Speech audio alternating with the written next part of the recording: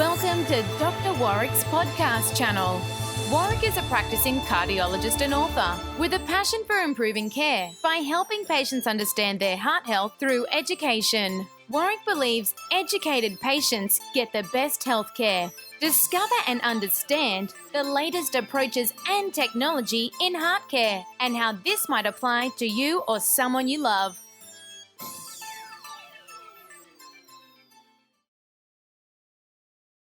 Well, it wasn't too long ago that the talk of cholesterol was everywhere, and it was the thing to be keeping an eye on. But it seems that certain diets perhaps have taken popularity or taken spotlight at the moment. But, of course, it doesn't mean that we should neglect our cholesterol levels, as cardiologist Doctor Warrick Bishop explains. It is good to be chatting with you again, Warwick. Oh, it's good to be chatting with you as well, Tim. Thank you for giving me the opportunity to be on your show. You're very welcome. So let's start with the basics. What is cholesterol? Why does our body need it? Cholesterol is a hydrocarbon. I'm going to use the science term there, but a hydrocarbon is something that's made out of, you guessed it, hydrogen and carbon. And these are the basic building blocks of almost any organic matter. And our body uses it for construction of things around the body, like cell membranes. It also helps us make some hormones within the body, and we use it to help dissolve fats when we're digesting. Now, does cholesterol actually travel around the body, or does it get stored somewhere and then pulled out when it's needed? How does that process work? Look, it does both of those, Tim. The body makes its own cholesterol, and the body also consumes cholesterol. So we can consume it, and then we have these fantastic particles that package it up from our intestine and ship it around the body to where it's needed. We also have a liver that can produce it and put it in similar clever little particles to package it up and send it around the body. And the fascinating thing about these particles that transport cholesterol and other fats around the body is, if you think about it, fats float on water. And most of our plasma is water-based. Now, we often hear about good and bad fats and good and bad cholesterol. Can you explain the difference for us? So good and bad cholesterol is generally linked to these particular particles or transport mechanisms that I was talking about. So the good cholesterol is the so-called high-density cholesterol or high-density protein sphere, which can, if you like, collect fat from the periphery, from the tissues, from the arteries, and take it back to the liver.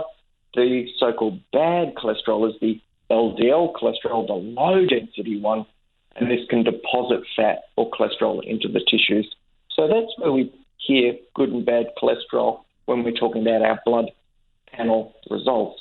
Let's then talk about getting our cholesterol checked. And of course, most of us will have had that done at some stage of our lives. How much does our body actually need? And if we get a reading back, what should it be that indicates we're in a healthy range? This is a really interesting space and probably a question that has created some of the confusion around where cholesterol sits at the moment. The backstory to that is that cholesterol of its own is not a great predictor of who's going to have a heart attack necessarily. Some people will have in their family really high cholesterols, and they may live their whole lives without anyone having heart attacks or strokes. But we may equally see people with really high cholesterols who have cerebral arteries, giving rise to heart attack and stroke. The other observation is that sometimes we see people with lowish cholesterol who have heart attacks out of the blue. So there's a lot of confusion there, Tim, where people say, well, what's the right cholesterol for me? Well, the answer is often more complicated than that, and you need to look at all the factors that could be impacting an individual person. I just want to talk about diet for a moment. With regards to foods that we should be eating, as in for good cholesterols, and foods that we should avoid, that might give us the bad cholesterol, a rough guide as to the good things we can eat and the bad things we should avoid?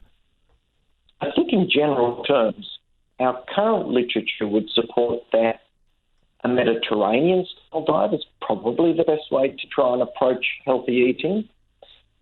Greens, some fruit, and really supplementing that with sort of healthy oils. We really consider things like olive oil as healthy oil, but also things, nuts are very beneficial in that dietary mix. What's really important beyond that in terms of diet is a couple of things. First of all, is it's really quite hard to alter your cholesterol by diet alone because your cholesterol levels in the body tend to be preset by your genetics. So there remains some uncertainty, and clearly there are factors occurring beyond just cholesterol alone in these improved dietary approaches. Well, my special guest has been cardiologist Dr. Warwick Bishop. Now, Dr. Warwick has been featured in the Great Health Guide, which you can find online at greathealthguide.com.au. And you can find more information about Dr. Warwick and these topics online at his website, which is drwarwickbishop.com. Warwick, we'll leave it there for today. Thank you so much for clearing that up for us and giving us that information. And we will talk again real soon. Thank you. You have been listening to another podcast from Dr. Warrick. Visit his website at drwarwickbishop.com for the latest news on heart disease. If you love this podcast, feel free to leave us a review.